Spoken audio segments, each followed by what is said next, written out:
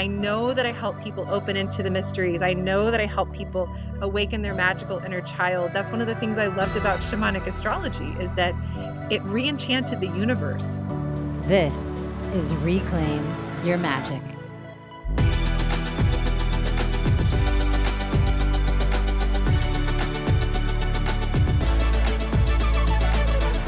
What's up, guys? Welcome to the very first episode of Reclaim Your Magic. I am so excited for my guest today. Tami Brunk is a shamanic astrologer, an earth mystic, and a dream healer. And I have worked with Tami a few times over the last couple of months, and I just absolutely love her view on astrology. I love the way shamanic astrology lands for me personally, and I really hope that you find this episode enlightening and just a lot of fun. So take a listen. Tami Brunk, welcome to Reclaim Your Magic. It's nice to have you here. It's so good to be with you. Yes, and I am so excited to talk about shamanic astrology today, just because when you look, to me, it seems like the world is really waking up more and more to the power of astrology every single day. And I have had some fun, exploring the different realms of astrology and what it means. And for me, shamanic astrology just kind of lands the best. I love it for so many reasons, but before I share my reasons, I would just love to know what shamanic astrology means to you. How do you define it? Thank you. Yes, shamanic astrology to me I was drawn for a very similar reason that you are. It lands in my body differently. Shamanic astrology is a system of astrology that was developed by Daniel Giamario, who is my primary root teacher.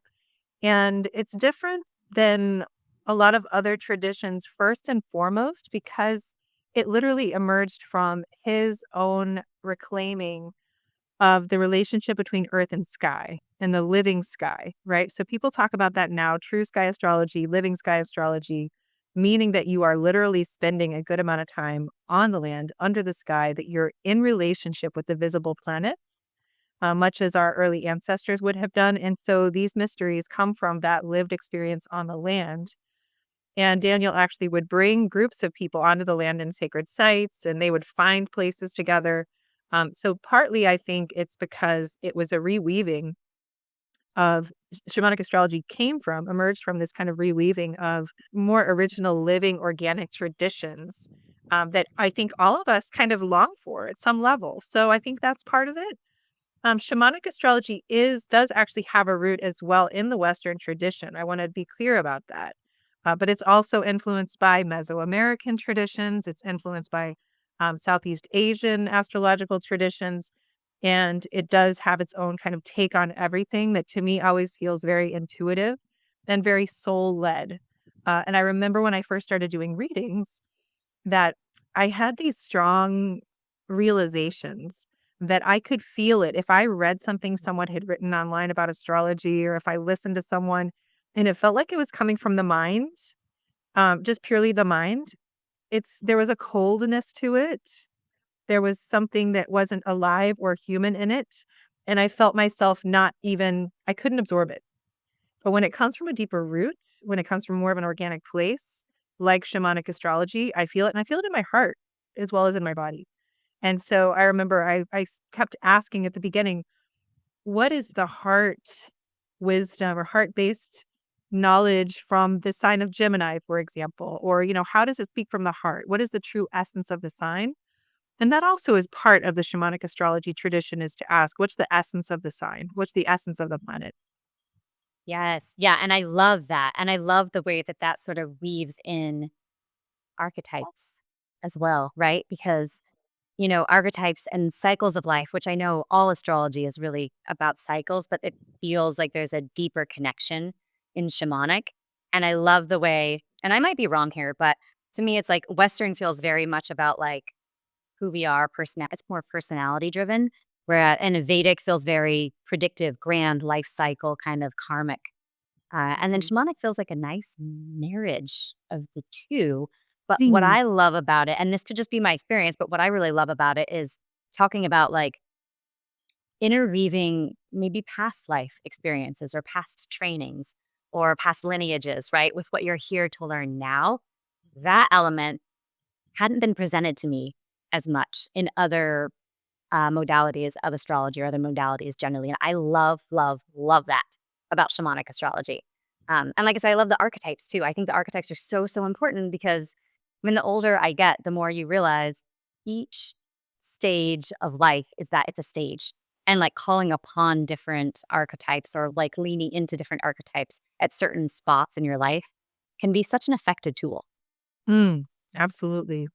right? Absolutely. Yes. Yes. Yes. Yes. I think it's really interesting to me what you say about, yeah, that kind of blending. I appreciate that so much. And the archetypal wisdom, it, and I think part of what's interesting about archetypes, working with archetypes, and for anybody who doesn't know what an archetype is, it's basically, if you read a good story, a lot of our ancient myths literally they show us those different ways of being human. Mhm. And there are, the classic archetypes are like the king or the queen or the magician, or, look in the tarot. There's a lot of archetypes there, for example. But archetypal astrology is really supporting us in shamanic astrology is archetypal. It's basically really helping you when you work with a particular sign, like if your sun sign is in Gemini, if your sun sign is in Cancer, if your sun sign is in whatever sign, when you tap into that living stream of wisdom of who that being is. I always think of it like there's 12 sacred humans. Yeah. Right, and that's each of the astrological archetypes or ways Yeah. of being, and each archetype can be seen as a god or a goddess, or, some has some innate wisdom, and we're tapping into something ancient and something mythical and something that's bigger than ourselves, and, to me, that always feels really beautiful. My way of looking at it more and more is literally that each one of the astrological signs, it's as if they are an actual being, an actual sacred being, and that Okay. they've lived through many stories, for example, in the last 5,500 years of 5,500 years of patriarchy. That's one way to Mhm. say the age we're coming out of. And so how has the feminine expression of Leo Yeah. experienced the last 5,500 years of patriarchy? That archetype, that sacred being of the queen, of the female Leo archetype, what has been her experience? And that, if we're working with Leo, if my moon's in Leo, if my ascendant is in Leo, then I'm going to be tapped into in different ways what that archetypal experience has been. And that Yeah. goes into what you're talking about in terms of past lives. Yeah. And, in Vedic astrology, certainly there's a connection to past lives. And in evolutionary astrology, there's a connection to past lives. In shamanic astrology, I would say, yes, that is a huge piece, at least, especially for me. I think I work a lot with the moon. I focus on it a lot. Yeah. And the moon is where we see lineage. We maybe talk about that. I might spend in a 2-hour reading, honestly, sometimes I'll spend 45 minutes on the moon, Yeah. which might sound strange, but it's because it's so essential for us to acknowledge the deep wisdom that lives in our bones, the deep wisdom that is like, that's just so innate to us, our innate genius. And so that everything else kind of emerges from there. And we have to acknowledge and honor that too. And sometimes Yeah. it's our something so beautiful that we've been disconnected from, and sometimes it's something we're overusing, and in either case, to have a relationship with it, I think is number 1. Yeah, no, I love that, and I wanna talk a lot about the moon too, because I think it's Mhm. really important. I know when you and I did our reading, we spent a lot of time on my moon, and I found it incredibly enlightening. But I think, shamanic I know astrology in general does this. I think shamanic astrology for me, like I said, it hit home the best. I know there's a focus on the sun is your fuel, the moon is your kind of your wisdom or your lineage, and then your rising is, like, what you're here to learn at Mhm. a very, like, basic level, and correct me if I'm Sure. not Yeah, saying yeah. that No, that's properly at that's well all. put. Mhm. And I think, what I loved about it too is also leaning into like, where's your Mars or where's your Venus? Like, where's your Venus is where you are, like how your feminine shows up in this life or how your masculine shows up in this life. I loved all of that. I thought that was so genius. And I think you and I had talked about this, but I had worked in the fall. I did some work with Sarah Jinks, who's a high priestess. Mm. And part of this knowledge that she shared with us was about shamanic astrology. And that's how you and I got connected. And she actually shared a one sheet with us that kind of went through here are all of the signs. And this is the archetypal energy associated with each one. And Mm. you kind of look at it based on where, your moon, your everything is. And I found it fascinating, so fascinating. So, what I think would be really helpful is can you just tell us a little bit, like, let's focus on the moon. I know I think what I read in the Shamanic Astrology handbook was you want to put about 20% of your time needs to be spent in your moon. If you're spending more or less in there, you're not really going to see the growth that you need to see. But before we get into that, what the moon in Shamanic Astrology means what? Because in Western, they say it's your emotional base. But what is Shamanic Astrology's do you want it? The moon, literally, we refer to it as lineage. It has to do with what you're born knowing. I often do speak of it as if it's past lives, but we could see it as our genetic makeup. We could see it as our cellular memory. So in the terms of nature and nurture, it is nature. It's what we're born with. It's the deep genius and wisdom that we carry at birth. Yeah, that's how we see the moon. And it makes sense, right? That in Western astrology, it's instinct, it's emotion, because yeah, if there's something that you're born with deep layers of wisdom and knowing in many lifetimes in, yes, it's going to be your immediate instinctual emotional connection to things as well. Yeah.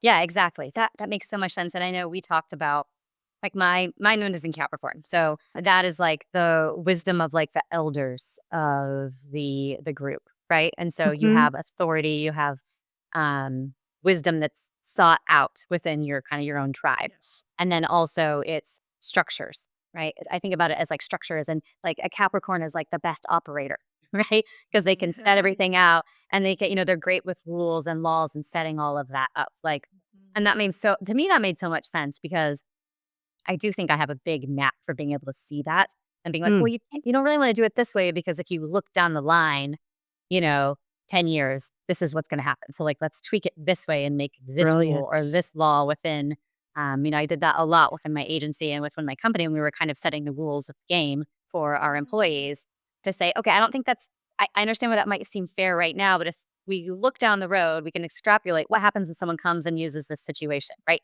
That's the same with law, Brilliant. Yeah. right? You want to use that because you have case law and you start to say, well, you can change the law based on past decisions. So yeah, I really, really loved that aspect of it. But if someone is like, I don't know, let's say a Gemini moon, like how is that totally different? So, well, first of all, I love everything you're saying. And I love when we talked, I remember Yeah. just that, yeah, that beautiful way that you had embodied your moon. And you could see it so clearly with you. I do want to speak to Capricorn for a Yeah. moment more before we go Sure, to please. Gemini, Yeah. just because it's so beautiful. I I like to put in a good word for Capricorn because I think in astrology it's given a bad rap. And what would we be without Capricorn? Like we need Capricorn. And especially right now, because so much is changing. And it's true that our old institutions and systems, which traditionally Capricorn rules, because they were sourced in patriarchal systems, have needed to compost, right? Have needed to be death. They've been in a death rebirth. However, Capricorn as an essence, Capricorn as an actual true archetype, the way I often see that literally is that you'll see it most beautifully in terms of looking at certain indigenous structures like the Haudenosaunee or the Iroquois Confederation in the Northeast, close to where you are, right? Or Hmm. where a lot of Sarah Jenks community is. Yeah. And their systems, where their governing systems had at the top of the hierarchy the circle of clan mothers. And these were the wise women, right, who had such a deep root, a taproot, like a great tree. I think of Capricorn as this great ancient oak tree, right? So the roots of these women go down deep into the culture and can pull up all this historic and all this ancestral medicine and good wisdom to share. Simultaneous to that, they have the high vision. They literally, as you said, can look into the future, 7 generations, and say, because they're the ones who make the decisions. Are we going to go to war? Are we going to, is this the chief that we want to hire? What are these, are we going to change this governing rule? So they're the ones who decide because they literally can say, how is this going to impact the earth? Number one, does this harmonize with earth systems? And they're going to look forward and say, in 7 generations from now, does this idea, how is this idea going to play out? So you just spoke to that brilliantly, right? That's healthy Capricorn. And Yeah. yeah. So, but how is it different than Gemini moon? Well, my moon's Gemini, right? Oh, So perfect. I can speak to that. Gemini moon, um, it's first you look at element, right? So earth element, even though it's archetypal, we do look at the elements. That's part of the organic shamanic aspect of it. And it's very different to have moon in an element that's air versus earth. If you really want to be simplistic, if you want to look at your child's chart or someone else's, look at their moon and look at the element. Mm. And that's the first thing to look at, actually. So for me, I'm a moon and an air element. So for me, that means What my challenge has always been is to actually ground myself more. Because as an air element person, air can be very magical, especially Gemini has a lot of qualities that are very magical. Like, I know that I help people open into the mysteries. I know that I help people awaken their magical inner child. That's one of the things I loved about shamanic astrology is that it re-enchanted the universe for me, Oh, wow. Beautiful. right? So, because as a child too, I mean, I think a lot of us are this way, but I think I see the archetype of Gemini that I didn't learn from Daniel, that I resourced myself because it's my lineage. I actually literally think that Gemini carries the codes of remembering what it means to be an animist, to be in a conversation, meaning that the whole universe is alive and speaking. The land is alive and speaking to us, that we can be in a conversation, that I can talk to the stars in the sky. I can be in a conversation with my relative, the moon. Everything is part of my family. It's that intimacy, it's that connection because I'm magical and these other sacred beings are magical and we're woven into the same fabric. Like, I think Yes. that that part of us, I think that Gemini helps us remember that conversation, that living story that we're a part of as Earth people. So, that's part of what I would say is what comes through as a Gemini moon. That's a bit more, sometimes they'll go into these layers. They're not very practical. That's my Gemini moon too. I'm a storyteller, you know? So Gemini is a storyteller. So that's part of the archetype, right? Gemini. So to talk, there's element, there's archetype. Archetype of Gemini can be the trickster. In some indigenous traditions, there's the Heyoka, who's the person who's the sacred clown who does things backwards to blow people's minds in a good way, right? So sometimes you've got a Heyoka, you've got a trickster in your circle. And it might be and I find this when I've got a community I'm trying to teach or a circle, and there's a Gemini in the room, they're always going to kind of cause distractions or disruptions sometimes if we get too serious, right? If we take ourselves too seriously, Gemini is going to be the one who says, I'm bored, let's do something else. So there's that aspect of Gemini, but these Yes. archetypes are Yes, very deep and exactly. multi-layered. Yeah. There's a lot more, but yeah, I could talk about each archetype for like an hour, right? So that's just a taste. Element, archetype, Oh, I know. um, there's the creative muse with Gemini. There is the writer, the storyteller, all those things also. But it's air element, so it orients more to the consciousness or the mind or the breath of life. Whereas Earth, Earth Moon, it's really rooted and grounded, and there's pragmatic, practical aspects, and it's just, there's a solidity, there's this sacred holding of space that the Earth element can do. Yeah, and I think it's so brilliant, kinda I like the duality of looking at, like, earths versus an air, right? Because I think it gives you a little bit of understanding of, like, everyone does have a different gift, right? Yeah, And everyone's got a different route to tap into, yeah, which is so, exactly. so brilliant. I mean, one of the things that we talk a lot about, with my kids is, look, everyone has a different and unique gift, Mm. right? It's Yeah. if we were all very intellectually gifted, this would be a weird world, right? Because who will be the people who will care for us? Where are the healers? Not to say they're not intellectual, that's not what I'm saying, but I just Yeah. think that as society, sometimes we tend to value one thing a little bit Absolutely. like way too much, right? Versus Yes. if we look at like who has other gifts, who has other things that they can bring to the table, and why do we not value those as well? So Absolutely. Yes. Yes, and I do want to absolutely. touch on one thing. I know you said, within like a patriarchal system. So since this is the first podcast, we haven't talked about like, okay, this is not the energy of like down with men, right? This is the energy of like patriarchal energy. So like, if you just want to spend just a quick minute, kind of helping us clarify what Yeah. patriarchy really means to you. Yes, thank you. That's so important. Um, when I say patriarchy, what I mean basically is we are coming out of a time that's out of balance. And it harms men and women equally and people of every gender. And one of the best ways I like to speak to it is to say that there's a book, it's called The King and His Emissary, I believe. It's basically about the right and the left hemispheres of the brain. And it speaks to the way that the right hemisphere of the brain is very much intuitive, very much about connections between things, and can see the big picture, basically sees the connectedness between all things. And the left hemisphere is much more about taking action, having an agenda, making things happen. And these two sides of the brain are both brilliant and beautiful, But the problem is that if the left side of the brain is in charge, the left side doesn't know what it doesn't know because it doesn't see the big Mm. picture. And so it is natural for the feminine to be in leadership or the right side. And this isn't about gender, actually, but it's more natural for the part of us that sees the connections between things and favors relationship and sees the big picture. It's Mhm. natural for that part to lead and to direct the masculine principle and to tell the masculine to nourish the masculine and say so that they've got that, that connection between the hemispheres of the brain is active. And so these two hemispheres are in a beautiful dance together. And the feminine side is saying, I see the big picture. Please do this, or, guiding the masculine in what to do. And we know this, the masculine wants to be guided. The masculine wants Yeah. to be the hero. But we live in a Yes. world that has actually put men in charge and the masculine in charge, and it's too much for the masculine. It's a Mhm. tremendous burden, and the Yeah. masculine feels lonely and exhausted, and Yeah. he needs the feminine to also encompass and hold and include and love and nourish and feed and guide him. So we're moving Yeah. from a time of, and this just happens, it's a cyclical thing.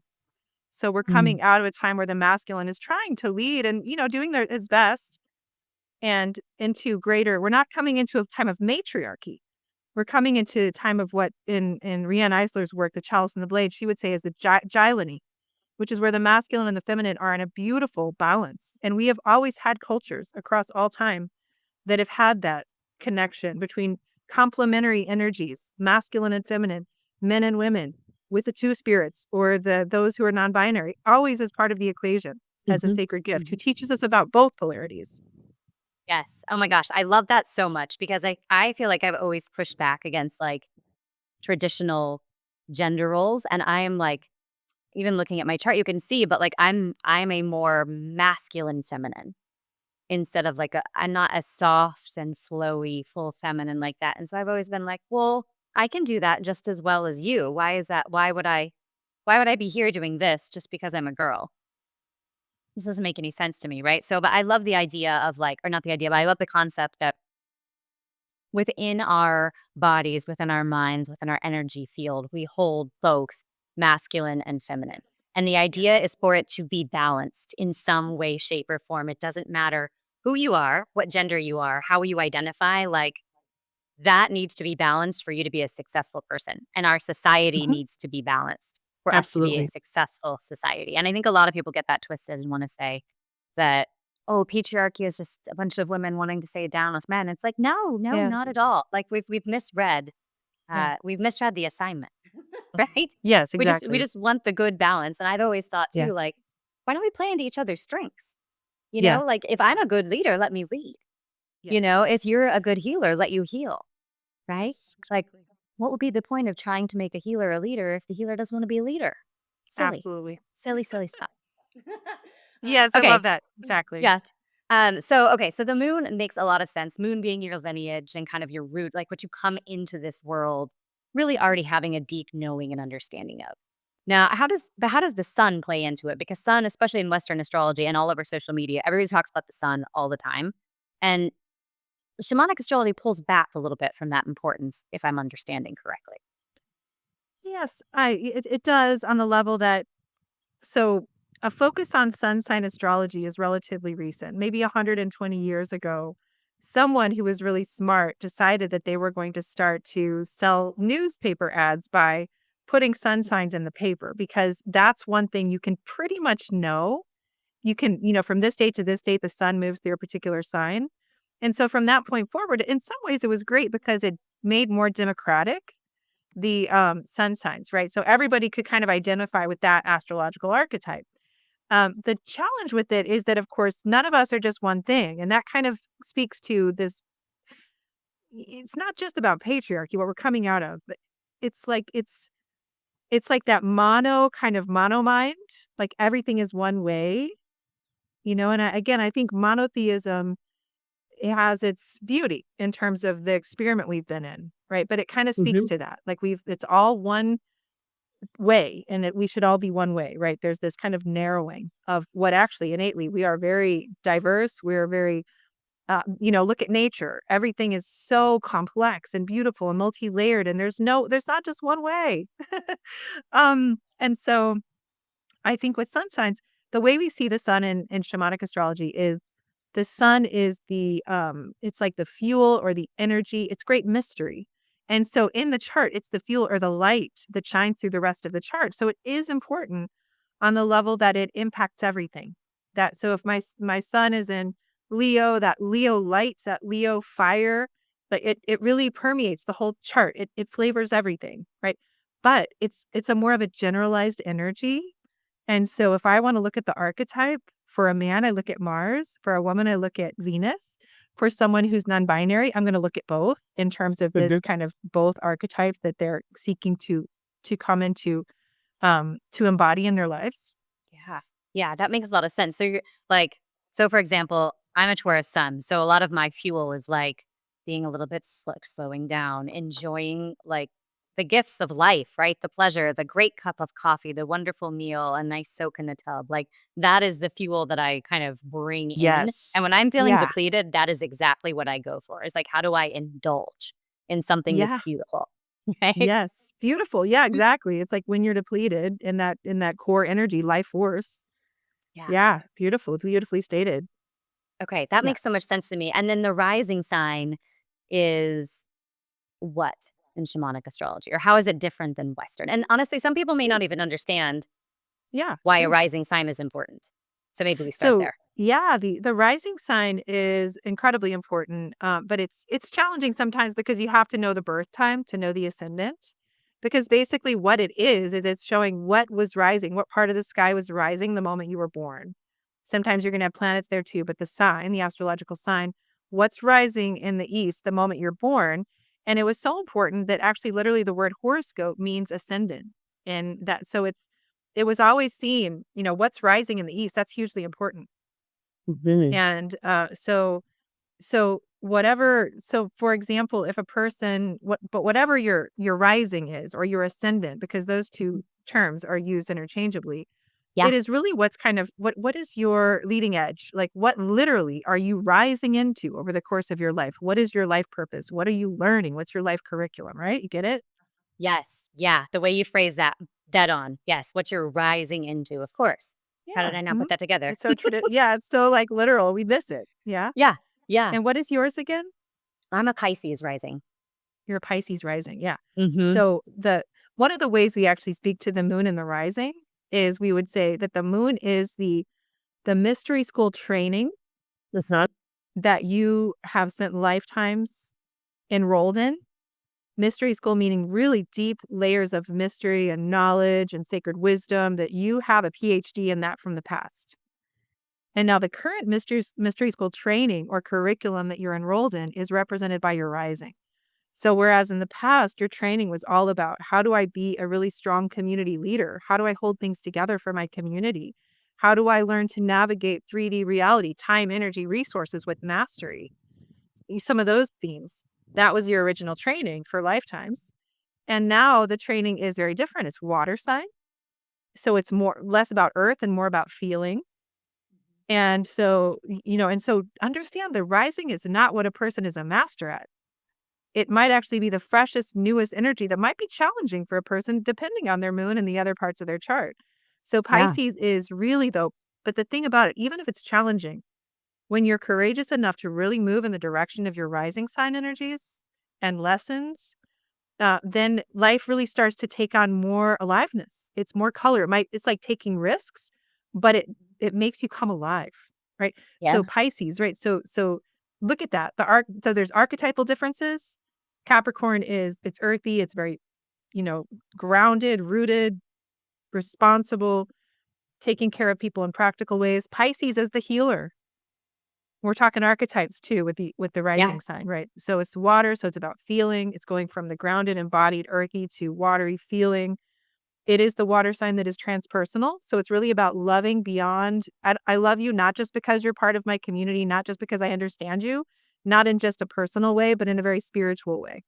I see Yeah. you through the eyes of divine, Hmm. of the great mother, the great father, that loving divine presence. I see God in you, right? So Pisces ascendant is learning the path of unconditional love and compassion, and to be this healing kind of medicine in the world. And you can feel how different those two energies are. Yeah, very, very different. And do you think when you're Mm. little that you already embody your rising energy, or do you think it's something that unfolds over the course of a lifetime?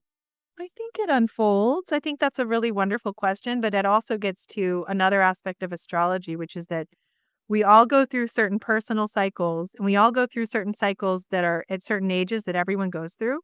Yeah. So there's like the collective timeline, like Saturn return, everybody knows when you're about 28, 29 years old, then big life events happen to kind of put you on your track.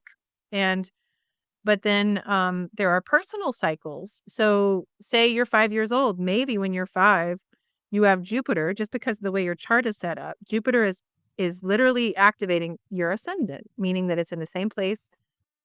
Jupiter is right there where your Jupiter was when you were, I'm sorry, where your ascendant was when you were born.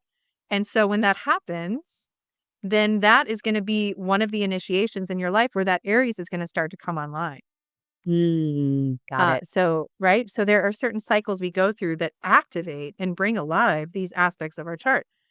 And, there's some people, depending on how you could almost say that the moon, sometimes if a person's really rooted in their moon in a way that is a little stuck, because sometimes we get stuck in our moons, then it might be that that old moon energy, like say a person has Cancer moon and it's all about being a mother, being a good member of the family, nourishing your tribe. And then they have a Scorpio ascendant. I've seen this. They have a Scorpio Mm. ascendant where for so many lifetimes it's all about everybody else. And then suddenly you're actually required to learn, what do I want? What feels good to me? And even to claim and own your sensuality, your desire, all these Scorpio themes, it might take that person a long time to fully step into their Scorpio. I remember in some of the first astrology training, we would do astro dramas. And in the group, we would have people like literally play out. It's kind of a family systems thing, right? Play out the parts of your chart. And this woman was probably 60 and she'd Mhm. never fully activated her Scorpio. And you could see it all play out through the people playing her Cancer moon and her Scorpio ascendant. The Cancer moon's like, I don't even know who you are over there. You're really scary. Like, you're just super sexual and you're like going to get me in trouble. This is bad. Right? So she hadn't really fully, but there was something that really unlocked for her where she started to step more into this is what I desire. This is what turns me on. This is what I want. Amazing. So yeah. So you can see how that kind of plays out. Yes, I definitely can. I kind of thought it unfolded, but I also, Yeah. Both. yeah, I mean, it's just, yeah, yes, right? And that's rare. I mean, most people, we have been experiencing our ascendant, like Yeah. what do you think for yourself? That Pisces energy. Yeah, I can always feel that it's been there, but it really seemed to come for me like when right before I turned 39. It Mhm. really seemed to come for me then. And it was kind of like, knock, knock. What are we doing? What are you When doing? you were 39, Um, yeah. yeah, I was like, you're not doing what you're supposed to be doing. And Mm. like, we've been trying to tell you, whoever he is, Wow. and you're not listening. So we are going to crush your business. And here's a little house fire for you. And we're just going to wake you up and like get Wow. you on the right path. And of course, as any sort of like, semi personal crisis does, you start looking for answers. You're like, Yes, right. hello. Right. So I did two things. One, I went real heavy into that Capricorn moon. And I was like, great, no problem. I can rebuild this. I can do this. I can shift it. I can Yeah. change it.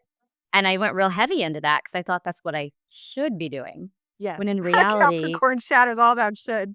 I mean, and it's a exactly. good thing too. Yeah. Yeah, yeah. Yeah, Mhm. exactly, and then it's like, "Okay, great. Well, what I knew in my core was that this was the right move and that I needed this." And then I started doing things like leaning more into my desires to learn about astrology, right? I Mhm. started working with some plant medicines. I've done some work with some high priestesses. Like, I've been moving into a lot of these, like, higher spiritual realms. I've been kind of, like, taking peeks behind the curtain to see what's going on, right? And I'm liking it, and I'm like, "Ooh, this is good," right? Yeah. And so to me, it turns into even this podcast is like part of that whole Pisces rising energy of like, what are we doing? How can I take what I've learned in the last 2 years and share it with anyone who wants to listen, right? It's not doing it for just my family or just my partner or just my kids. I want this to be out there for everyone, regardless of who you Absolutely. are. So, Yeah, beautiful. Yeah, I love that. And I think too, when you speak to that, that there's an ant that's crawling around on my computer right now. It's so great. Feels very Capricornian, this ant medicine.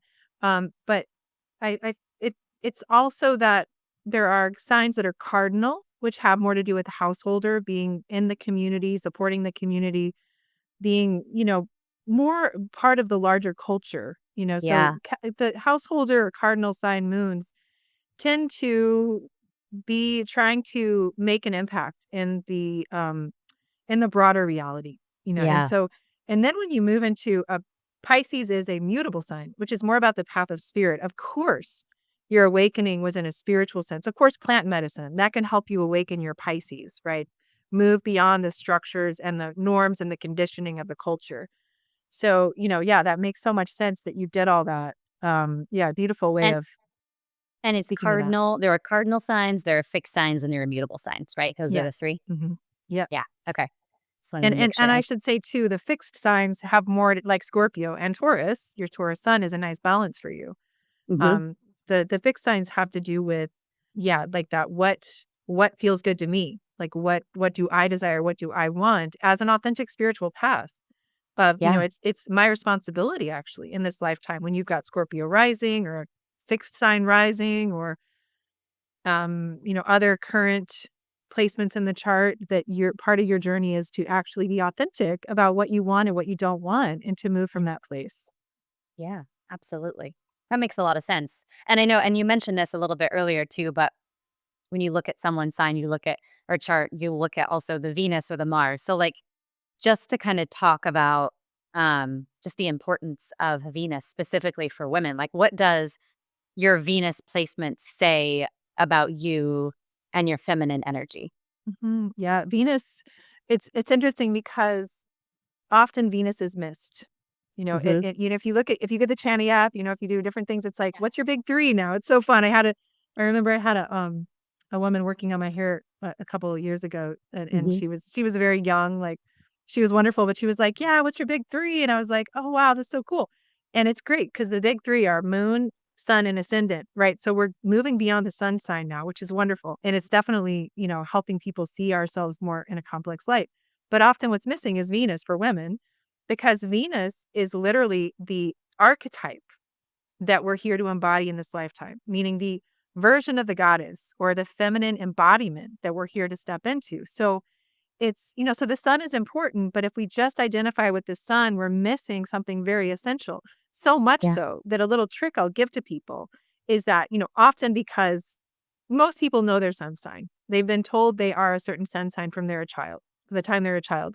So because of that, they will have received a lot of projection. They will have taken that in. So a lot of times we develop our sun that way, Mm. but we don't our Venus. So what I'll tell people when they learn this is just for a little while, when people ask you what your sign is, or when you say what you are, say that you're your Venus sign, and that's going to help you step into your Venus more Oh, and beautiful. play with it, experiment with it, because it's very again, it's not something you're a master at, and it's not as well known as the sun, so often it's a hidden piece, Hmm. but it holds a very important key as to who you're becoming and the feminine qualities that you're here to embody.